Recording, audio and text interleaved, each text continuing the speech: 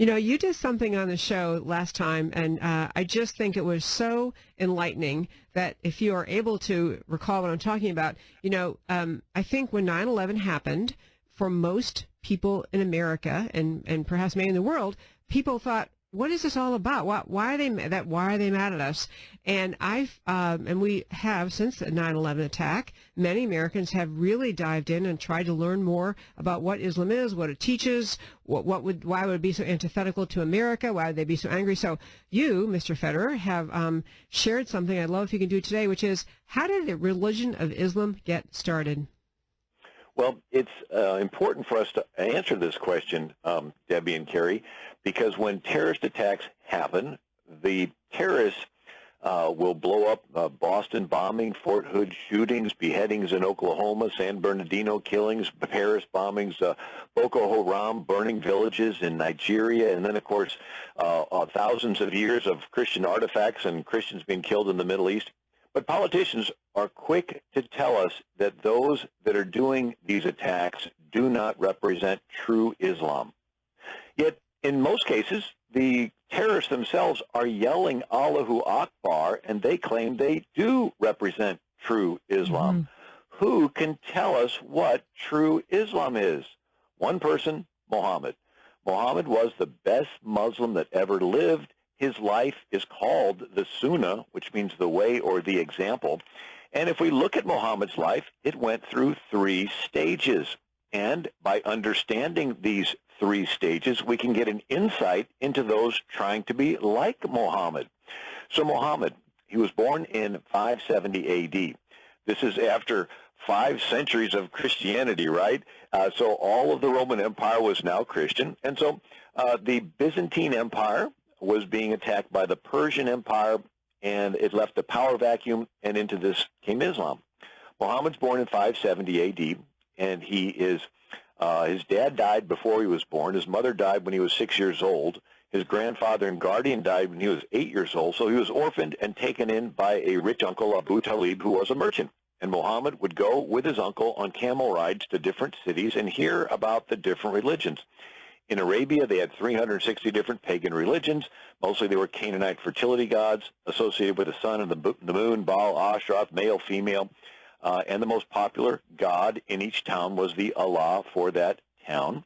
Mecca was a big city. The Allah for Mecca was Hubal, the moon god, and their calendar began with the first sight of the crescent moon over the desert.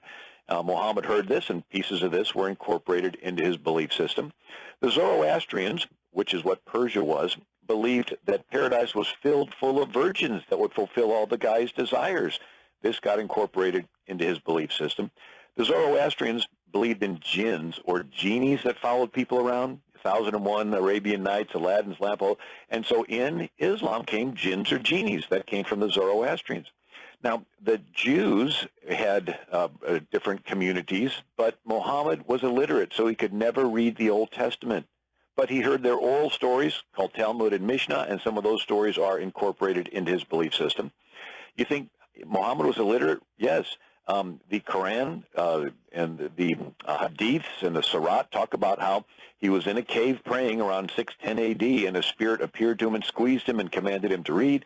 He said, I cannot read. Spirit squeezed him a second time, said, read. He said, I cannot read. Spirit squeezed him a third time, said, read. He said, I cannot read.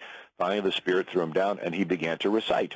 And you think, how can somebody that's illiterate memorize all these verses? Well, in Arabic, they had a little rhyme to them, a little beat, very similar to rap music today. So maybe there's a student that can't read, but they memorize all these rap songs.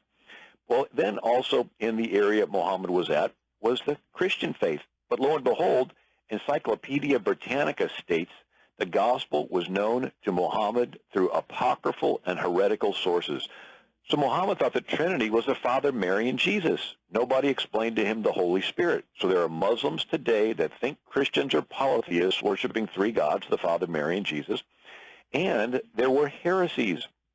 There was Arianism that said Jesus was mostly man and just a little bit God. There was Nestorianism that said he was mostly God and just a little bit man. There was Docetism that said he was completely God. And there was Ebionism that said he was completely man. And so Muhammad was married to his first wife, Khadijah by her cousin, who was an Ebionite Christian priest of this heretical sect that said Jesus was just a man.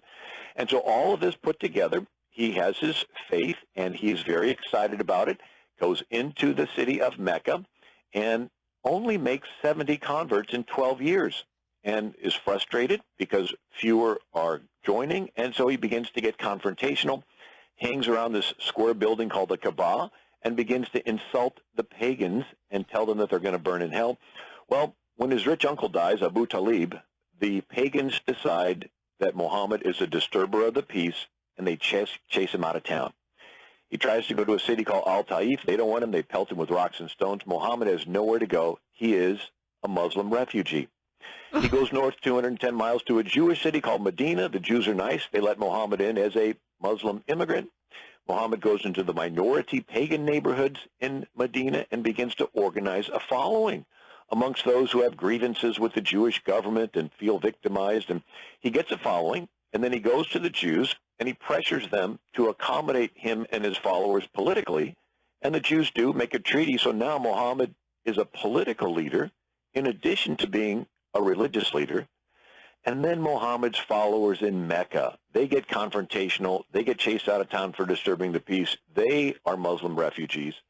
They go to Medina, and Muhammad allows his followers to rob the caravans headed to Mecca in retaliation for the Meccans chasing them out of town. So where Jesus said, if they take your coat, give them your shirt, Muhammad's attitude was, if they take your house, you retaliate, take their caravan. He got a whole chapter of the Quran from his Allah on how to distribute booty from robbing caravans. It's Surah 8, chapter 8. He gets a fifth of the booty. And so we see he goes on to fight in 66 battles and raids in the next 8 years as a military leader. And so he transitions from a religious leader to a political leader to a military leader.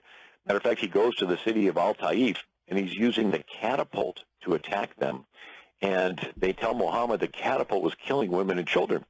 Muhammad's response was, they are among them, so they got to be killed too. So suicide bombers and ISIS killers today say it's okay to kill innocent people to advance Islam because Muhammad did.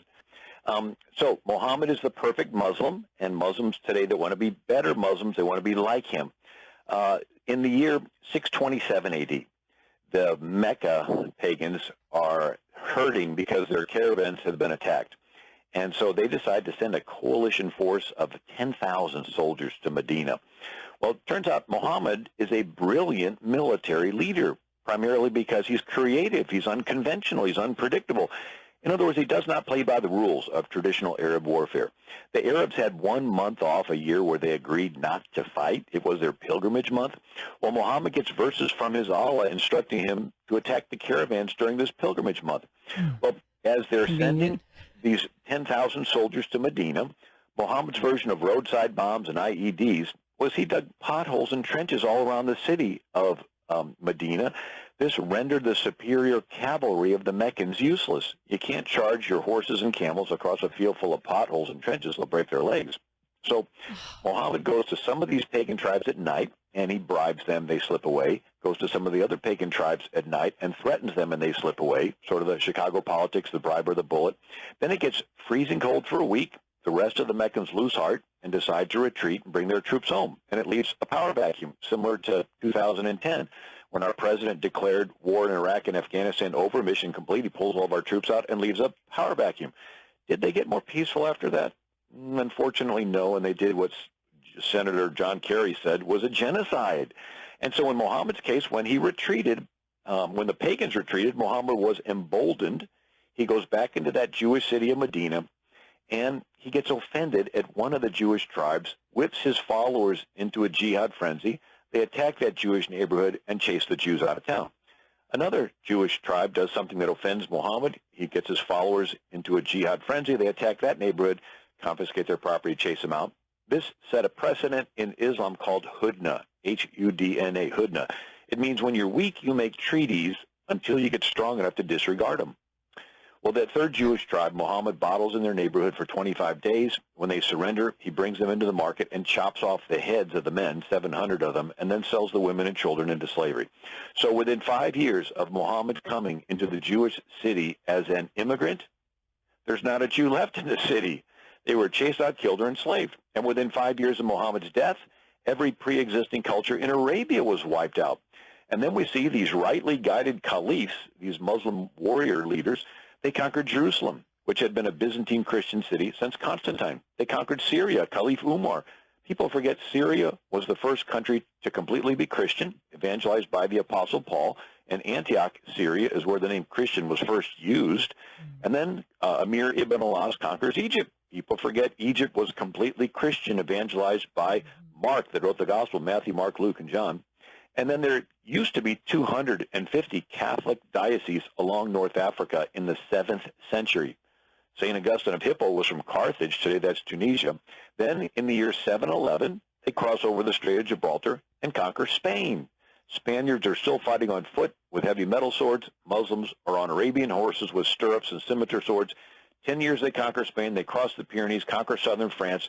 They're finally stopped just outside of Paris at the Battle of Tours in 732 A.D., exactly 100 years after the death of Muhammad in 632 A.D. They go from Arabia to Paris in a military campaign, setting up their ISIS, their Islamic State, their caliphate. And since this is the rightly guided caliphs, these are the equivalent of the apostles to Christians. And so the Muslims that want to be faithful Muslims, they want to follow the example of Muhammad and the rightly guided caliphs, and they go from being religious to political to military.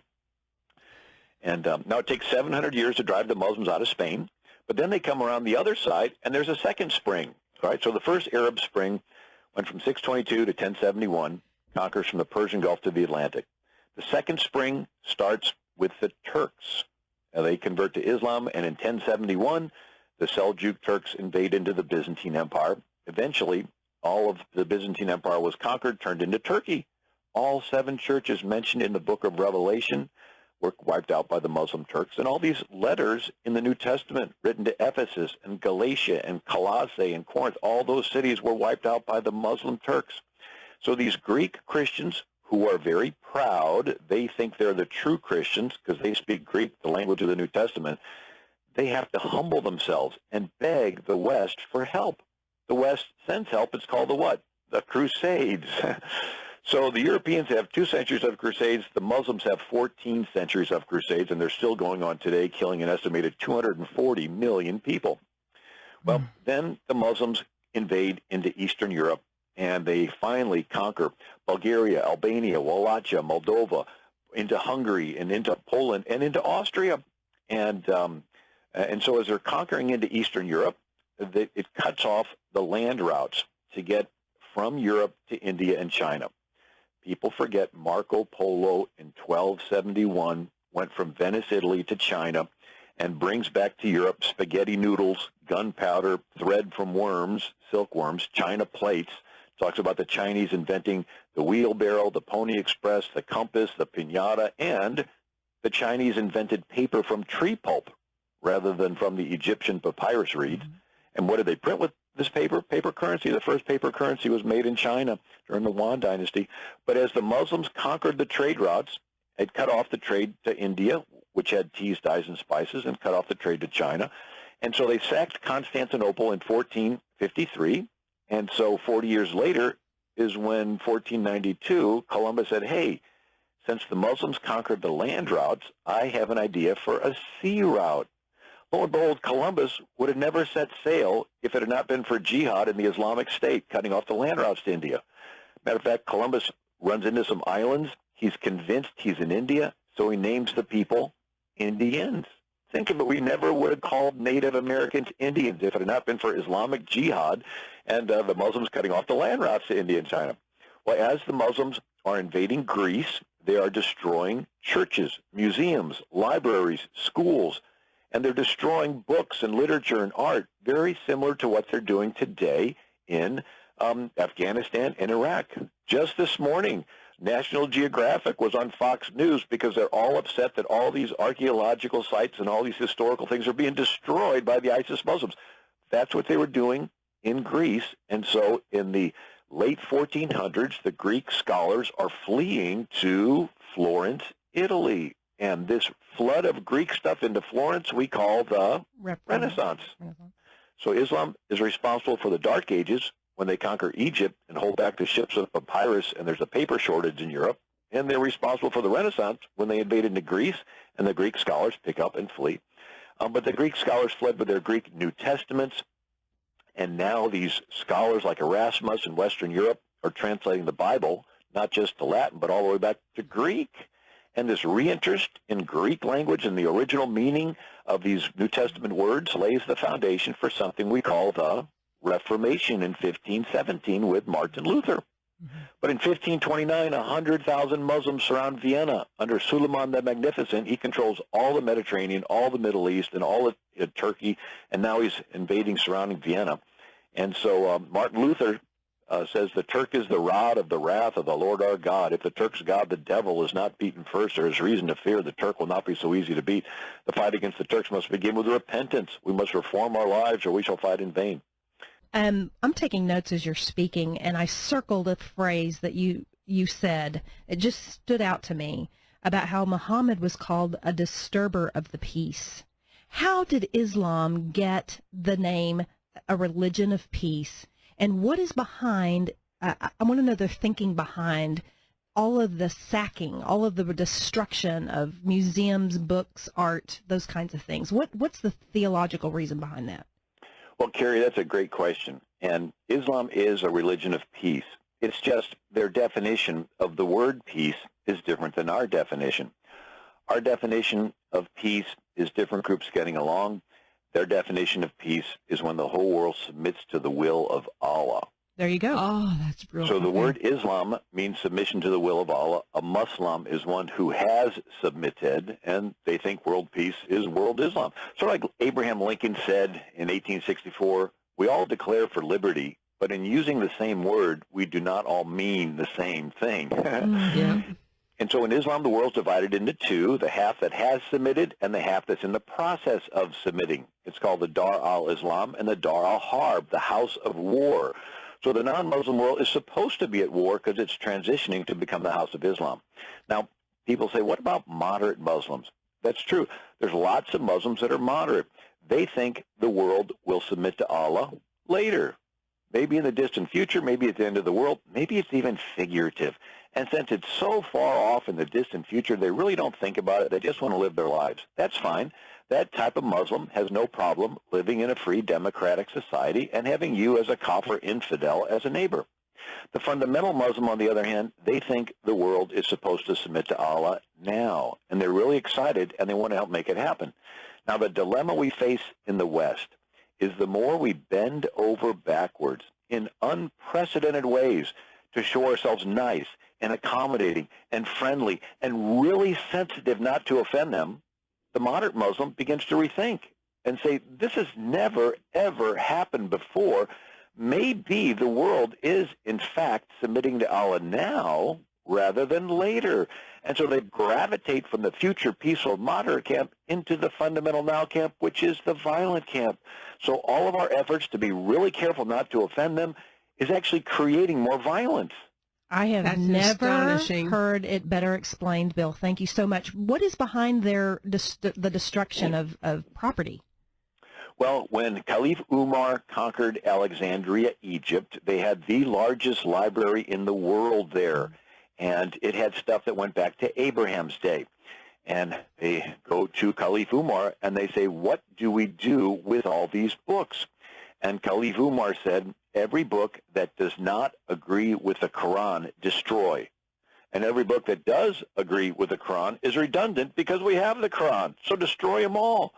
And it took 6 months to burn them all. You know, just last month I saw on Breitbart News an article where the Muslims were destroying libraries in Iraq.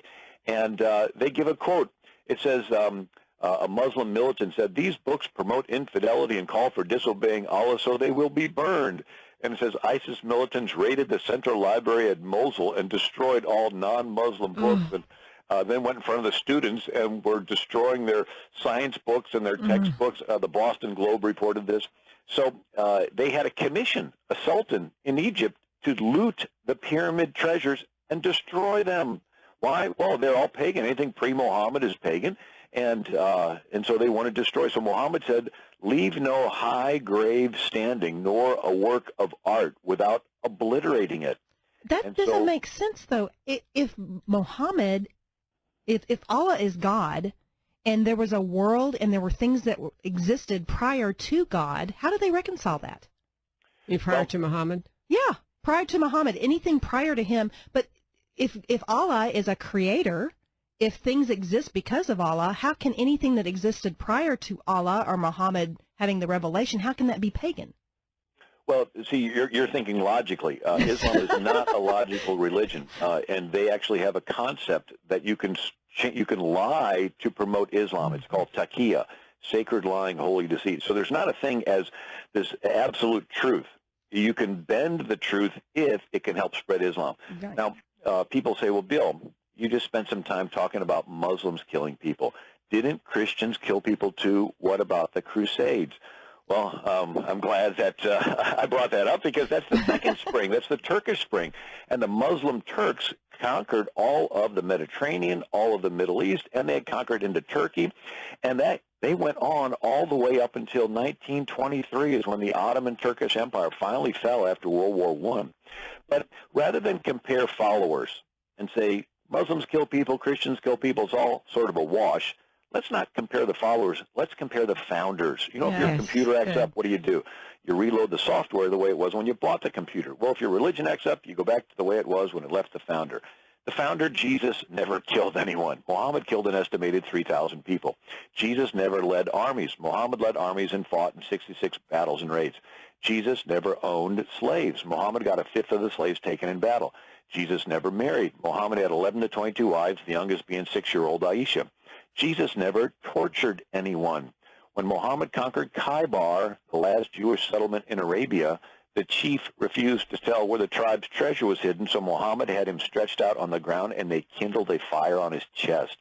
Jesus never lied. Muhammad permitted lying, called Takia. There was a warrior planning on attacking Muhammad, and he goes to his warrior, said, who will rid me of this enemy? And this one warrior said, I will if you permit me to lie.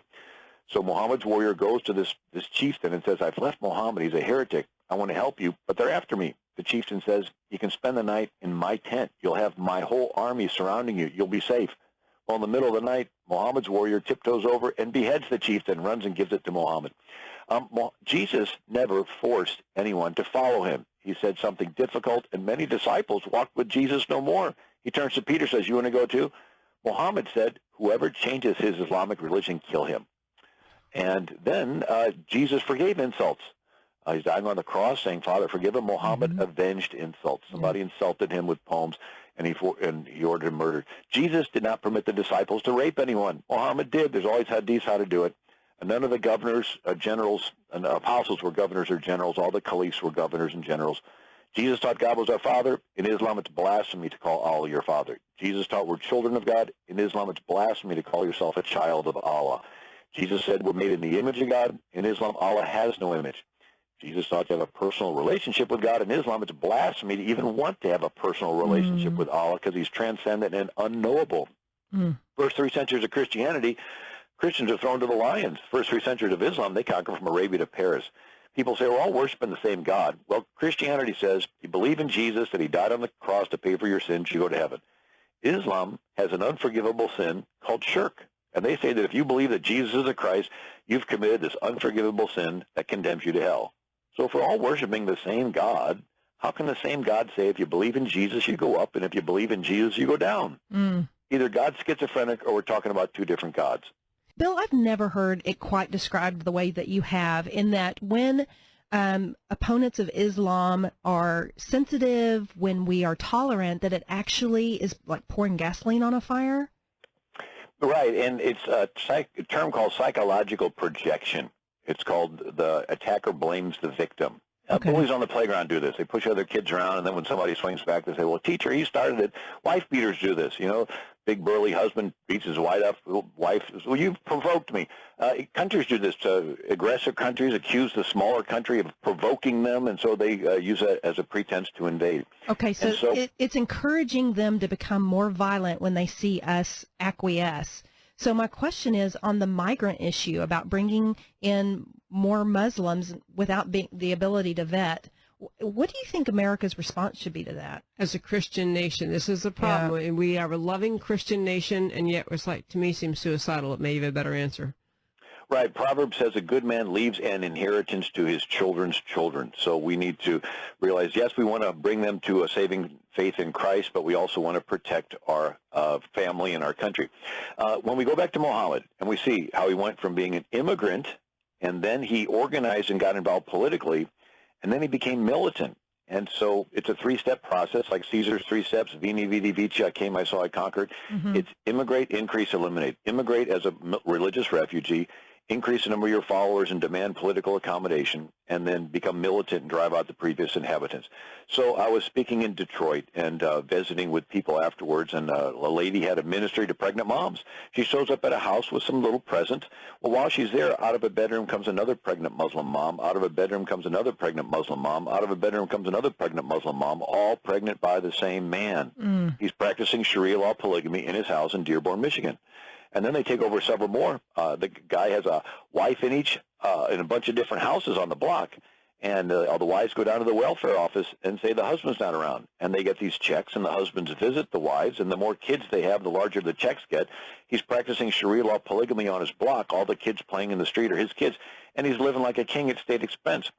They take over several more blocks, and they vote in the school board, the fire department, and then they finally have their minarets and their calls to prayer on loudspeakers. All the previous inhabitants, Polish inhabitants, are out of the neighborhood, and they've taken it over. And then there's always that stickler that says, I'm not going to move out. I grew up here. That's when Muslim youth do random violence, and there's no witnesses because no Muslim family will testify against another Muslim family on behalf of some kafir infidel. And so they eventually take over. And so we see Europe has gone from a Judeo-Christian past into a secular, free-sex, gay neutral, and now Europe's going into an Islamic future, like a car goes from drive into neutral before it goes into reverse. And so 10 years ago, there were 3 mosques in Germany. Today, there's over 200 mosques, and the women are being raped on the streets of Cologne. Yep. Number one name for newborns in London, Milan, and Brussels is Mohammed. Yep. Most of southern Holland is Moroccan Muslim. The number one crime in Norway, Sweden, and Denmark is rape.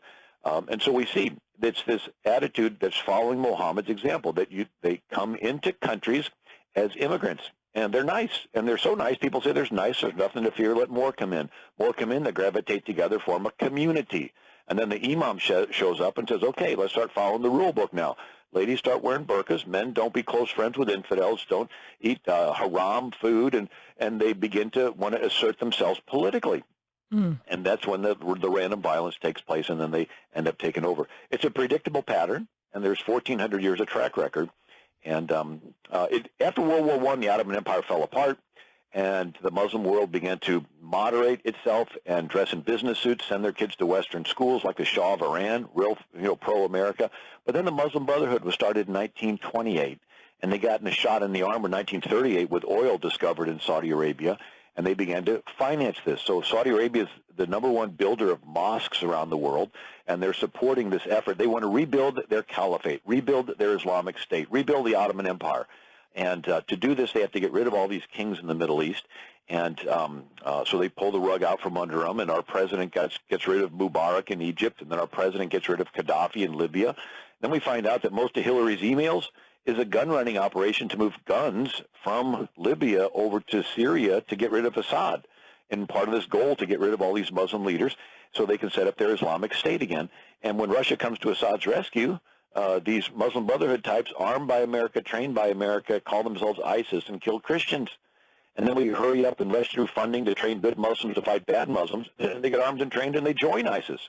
And then our president lets 5 Muslim generals go from Guantanamo Bay in exchange for a defector. They go over to lead ISIS. And then we have Susan Rice micromanaging our airstrikes, giving them a week's notice so they can vacate, so we're bombing empty buildings. And then we see that Hugo Chavez had been bringing Muslim terrorists over from Iran to Venezuela, teaching them Spanish, sending them north. And so we see these countries like Suriname and Tobago and Trinidad and Venezuela are getting these large Muslim populations. And now they're making converts amongst the people in Latin and South America and coming across our southern border. And now we see these Syrian Muslims coming over. As you mentioned, no vetting going on, no background checks. I lived a half an hour from Ferguson, Missouri. There were 99% of the people rioting were not from Ferguson. They were all brought in, Occupy Wall Street people, and this was a George Soros front group. The thought is, are we being set up for an Arab Spring? simultaneous Baltimores and Fergusons all across America, maybe with these Muslim refugees, maybe building up to a head before the next election. And so we begin to see, we've always thought of communism on one side, Islam on the other. Now we're seeing a cross-pollinization with the Muslim Brotherhood. It's Islamic motivation using communist tactics. It absolutely is. Wow. We were speaking with Bill Federer, who's, I urge all of our listeners to Google him, and really you will enjoy. There are many, many YouTube videos. You can hear different speeches he's given, and you learn so much. And, we don't have time. We have 2 minutes left in the show today, but I think part of the weakness in America in dealing with Islamic immigration and dealing with the growth of the pockets of Islam within America, is that we've lost the ability to assert America as a Judeo-Christian country, that we don't identify as such. We don't agree with ourselves as what we are. And so we have this concept of freedom of religion, and it leads us into thinking it is the moral equivalency of all religions, that we can't just say our country was founded in better ideas, not historically the ideas Islam was based on, but in fact, and I'm sure if we get in that subject, Bill, this is the subject for another day, because I bet you have some thoughts about that too. Right. Well, it's a spectrum of power. One side's total government, the other side's no government. For no government to work, the people need internal morals, and they're motivated to follow these internal morals because of a Judeo-Christian God that wants you to treat everybody fair and he's going to hold you accountable in the future. It doesn't work with an Islamic God, which says you can rape the infidel woman. For our form of government is dependent upon a Judeo-Christian God. But beyond that, we need to realize that Islam is not just a religion, because Muhammad was not just a religious leader. He was a political and a military leader. Now, thankfully, lots of Muslims have backslidden over the years, and they have stopped following the example of Muhammad and the rightly guided caliphs. But when they want to follow their example, we call that getting radicalized. And how silly would it be for us to say the Bloods and the Crips and the MS-13 gang get to take over a neighborhood because they start calling themselves a religion, or the KKK and the Mafia start calling themselves a religion, or if Hitler called themselves a religion, and we say, oh, well, then you can spread just because you're calling yourself a religion. At some point, we need to realize that you can't let a totalitarian gang-style political military system get a free pass because it's waving a religion flag. Absolutely. Bill Federer, I can't thank you enough for calling Thank you, Bill. This is Debbie Georgas, Carrie Kellerman, and Point of View filling in for Kirby Anderson. Loved having you. Come back and tune in again tomorrow. Thanks for joining us.